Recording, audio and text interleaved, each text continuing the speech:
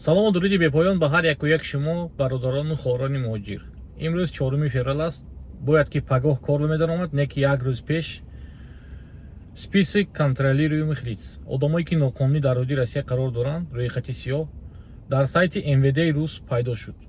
Силкаи ин реестрро метавонед ки аз навори ман аз якум комментария дастрас кунед ва инчунин силкаи телеграми манро қонун РФ ва даромада силкаро аз телеграм ҳам дастрас карда метавонед ки ному насаби худро тафтиш кунед ки ҳастед дар ҳамон рӯйхат ё не. Якум мепурсад год раждение, баъд месяца рождения, соли таваллуд, моҳи таваллуд, рӯзи таваллуд, серияи номери паспорт, рӯзи дода шудани паспорт. Поён ба рисунка мезаниду поиск метид, ҳамуҷа мебурад ҳастед ё нестед.